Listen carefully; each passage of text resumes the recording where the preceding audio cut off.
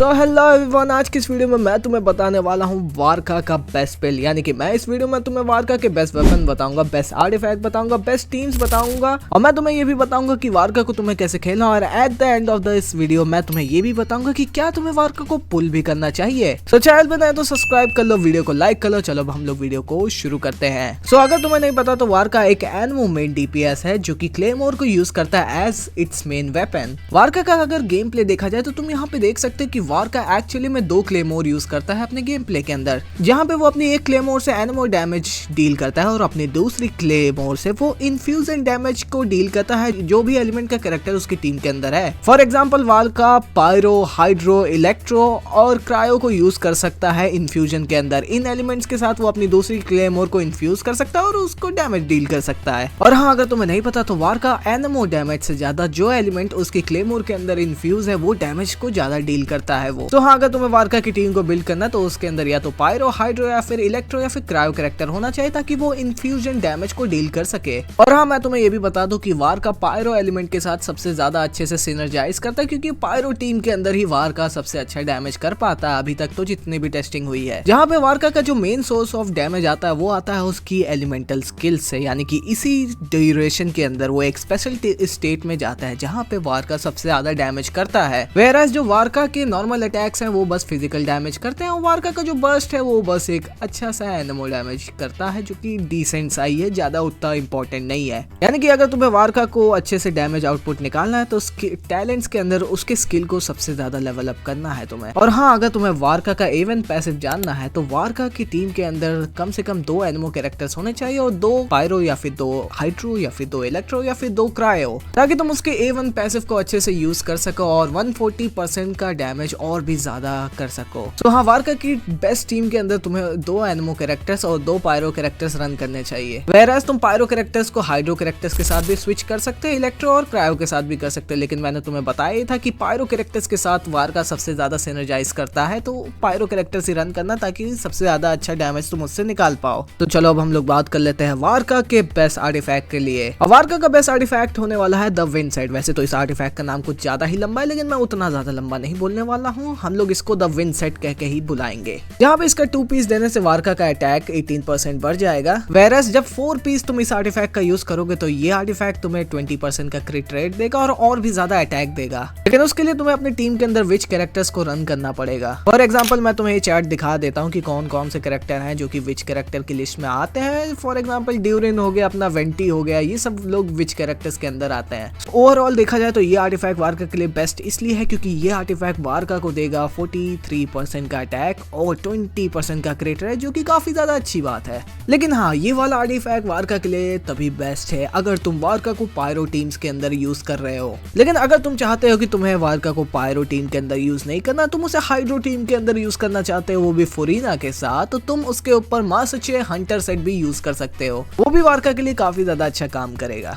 और अगर तुम्हारे पास विंड सेट भी नहीं है और तुम्हारे पास हंटर सेट भी नहीं है तो तुम शिनावावा सेट भी यूज कर सकते हो। मैं आई होप करता हूँ कि मैं इसका नाम सही से यूज कर रहा हूँ, जहाँ पे ये सेट भी तुम्हें 18% का अटैक बोनस देगा, वेयरएज ये सेट तुम्हारे नॉर्मल चार्ज अटैक और प्लंजिंग अटैक को भी 50% से बढ़ा देगा। तो हाँ, this is the third best artifact for Varka. Whereas wind set सबसे ज्यादा अच्छा है, उसके बाद हाइड्रो टीम्स के अंदर हंटर सेट सबसे ज्यादा बेस्ट है वारका के लिए। वेयरएज वारका के आर्टिफैक्ट्स के अंदर सेंट्स में जाएगा अटैक, गॉबलेट के अंदर तुम अपना डाल सकते हो, अटैक डाल सकते हो या फिर तुम कोई डैमेज बोनस भी डाल सकते हो। फॉर एग्जांपल अगर तुम्हारे वारका के पास इनफ अटैक है और तुम वारका को एक पायरो टीम के अंदर यूज कर रहे हो तो तुम उसको एक पायरो डैमेज बोनस भी दे सकते हो, क्योंकि वारका इन्फ्यूज डैमेज को ज्यादा यूज करता है। वो एनिमो डैमेज कम डील करता है, बल्कि जो एलिमेंट उसके क्लेमोर के साथ इन्फ्यूज होता है उससे वो ज्यादा डैमेज डील करता है। तो हाँ, अगर तुम एक पायरो टीम यूज कर रहे हो तो तुम एक पायरो डैमेज बोनस भी उसे दे सकते हो। वेयरएज सर्कुलेट के अंदर तुम उसे क्रिट रेट या क्रिट डैमेज दे सकते हो, जहाँ पे तुम अपने रेशो को मेंटेन करने के लिए जो तुम्हारा मन हो वो दे देना। एंड ऑफ कोर्स इस सारे आर्टिफैक्ट के जो सब स्टैट्स होने वाले उनके अंदर तुम्हें क्रिट रेट और क्रिट डैमेज के ऊपर फोकस करना है। वेयरएज वारका के लिए मिनिमम क्रिट रेट तुम 50 से 60 रख सकते हो और क्रिट डैमेज इसका 200 से ऊपर ही रखना। और वारका का जो अटैक है उसे ज्यादा से ज्यादा रखना और मिनिमम जो रेशियो होगा उसका वो 2000 से ऊपर ही रखना। तो चलो अब हम लोग बात कर लेते हैं वारका के वेपन्स के बारे में। एंड ऑफ कोर्स उसका जो सिग्नेचर वेपन है वो बेस्ट इन स्लॉट होने वाला है उसके लिए। और मैं तुम्हें एक सही चीज बताऊं, वारका के जो कॉन्स्टलेशन है C1 उससे काफी ज्यादा अच्छा उसका वेपन है। Like literally this weapon is something weapon. इस वेपन का नाम है gust of the whitey wolf, जिसका बेस अटैक है 608 और ये तुम्हें प्रोवाइड करता है 33.1% का क्रिट रेट। और इस वेपन के पैसिव से तुम्हें मिलता है 30% का क्रिट डैमेज और मिलता है 30% का डैमेज बोनस भी with 10% attack speed also.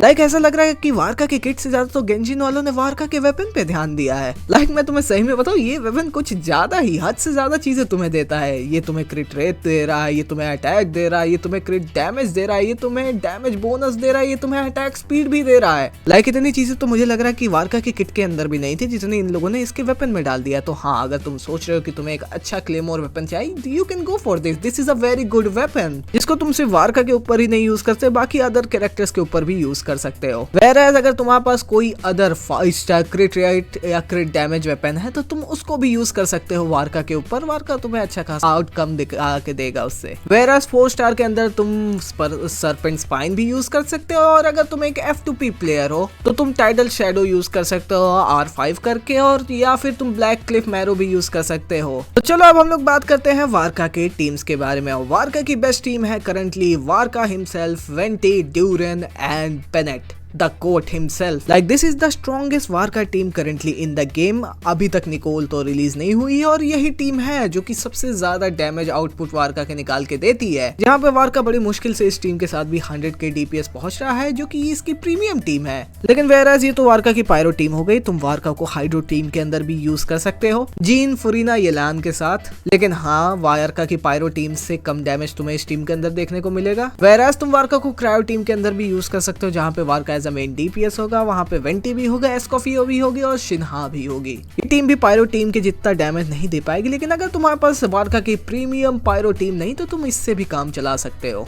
Whereas Varca की इलेक्ट्रो टीम भी तुम यूज कर सकते हो, जहाँ पे वारका होगा, वेंटी होगा, यान सान होगा, C6 और C6 को जो सारा, ये टीम भी काफी ज्यादा ओके ही है। इस टीम के अंदर भी तुम्हें अपना काफी ज्यादा डैमेज लॉस देखने को मिल जाएगा। तो बेस्ट टीम वारका की पायरो टीम ही है। अगर तुम वारका को बिल्ड करना चाहते हो तो मैं तो यही सजेस्ट करूंगा कि उसको पायरो टीम के अराउंड ही बिल्ड करो। तो चलो अब हम लोग बात कर लेते हैं वारका के कॉन्स्टलेशन के बारे में, जहाँ पे मैं तो तुमसे यही कहूंगा कि वारका का जो वेपन है उसके C1 से काफी ज्यादा बेटर है। अगर तुम वारका में सही में इन्वेस्ट करना चाहते हो तो उसका वेपन निकालो रेदर देन C1। लेकिन फिर भी अगर तुम्हें जानना कि वारका के कॉन्स्टलेशन क्या करते हैं तो ये लो, वारका की C1 की मदद से तुम उसके डैमेज को इम्प्रूव कर सकते हैं 18 से लेके 20% तक। Whereas उसके C2 के अंदर एनिमो डैमेज वारका ज्यादा डील करेगा और एनिमो AoE डैमेज वो डील करेगा, और उसके अंदर उसका 800% डैमेज अटैक भी बढ़ जाएगा। Whereas वारका अपने C3 के अंदर अपने स्किल को लेवल 15 तक अपग्रेड कर सकता है। C4 वारका अपनी पूरी टीम को 20% का एनिमो डैमेज बोनस देगा, वो भी फॉर 10 सेकेंड। C5 के अंदर तुम उसके एलिमेंटल बर्स्ट को लेवल 15 तक अपग्रेड कर सकते हो। Whereas C6 के अंदर उसके स्किल को इनहेंसमेंट मिलता है और उसके साथ तुम 20% और क्रिट डैमेज डील कर सकते हो। सो ये था वारका का बिल्ड, बेस्ट बिल्ड गाइड जो कि मैंने तुम्हें दे दिया। और अब बारी आता है मेरे वर्डिक्ट के बारे में कि मुझे आखिर में क्या लगता है वारका के बारे में। And to be honest I will say that कि Varka is a decent character. वो कोई बहुत ही ज्यादा गॉडली कैरेक्टर नहीं, वो काफी ज्यादा ब्रोकन कैरेक्टर भी नहीं है, वो बस ठीक ठाक कैरेक्टर है। I mean, मुझे वारका काफी ज्यादा अच्छा लगता है। गेंशिन वाले वारका को 5-6 सालों से टीज करते हुए आ रहे, तो अब जब फाइनली वो रिलीज हो रहा है तो उसकी किट को उतना ज्यादा भी अच्छा इन लोगों ने नहीं बताया है। अभी करंट मेटा के हिसाब से देखा जाए तो वारका इवन टॉप 5 जो स्ट्रॉन्गेस्ट DPS है गेम के अंदर उनके भी करीब नहीं आता है कहीं से भी।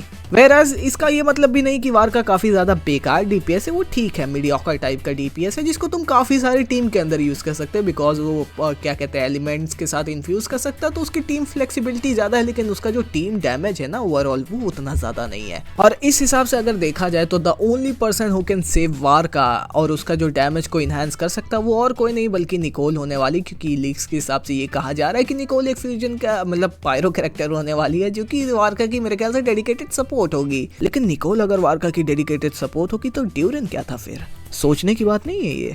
एक कैरेक्टर के लिए आप दो डेडिकेटेड सपोर्ट कैरेक्टर्स को रिलीज कर रहे हैं और उसके बावजूद वो कैरेक्टर टॉप 5 DPS की लिस्ट में भी नहीं पहुंच पा रहा है। This is something to be worried about. Whereas Varka as a character मुझे काफी ज्यादा अच्छा लगता है, लेकिन क्या मैं इसको पुल करने वाला हूँ? तो नहीं, मैं इसको नहीं पुल करने वाला क्योंकि वो मेटा में उतना ज्यादा रेलिवेंट नहीं है और ऑफ कोर्स मेरे पास उतने ज्यादा प्रीमोजेम्स भी नहीं है। मैंने अपने सारे प्रीमोजेम्स ज़ीवाई पे लगा दिया था और उसकी टीम के ऊपर लगा दिया था, and I will say that कि या it was worth it. So at the end मैं तुम्हें यही कहना चाहूंगा कि हाँ, अगर तुम्हें वारका काफी ज्यादा अच्छा लगता है तो you can go for him. He is a decent DPS, he isn't something meta breaking, लेकिन हाँ तुम्हारा काम चला देगा वो। लेकिन हाँ, इन द फ्यूचर अगर निकोल की किट हद से ज्यादा ब्रोकन हुई, लाइक कुछ गॉडली ही बना दिए निकोल की किट को, तो हाँ वारका का डैमेज इंक्रीज हो सकता है, जो कि काफी ज्यादा अच्छी बात होगी। I mean he is the grand master of Mondstadt और इस बंदे को अच्छा खासा रेपुटेशन मिल रहा है स्टोरी वाइज, तो इसके गेम प्ले में भी इन लोग को देना चाहिए था। तो हाँ, ये थी वारका की बेस्ट बिल्ड गाइड वीडियो। तुम्हें ये वीडियो कैसी लगी मुझे कमेंट्स में जरूर बताना। यहाँ तक वीडियो देख लिया तो चैनल को सब्सक्राइब कर लो, वीडियो को लाइक कर लो। मैं मिलूंगा तुमसे एक नई वीडियो में, तब तक के लिए bye bye, see you soon.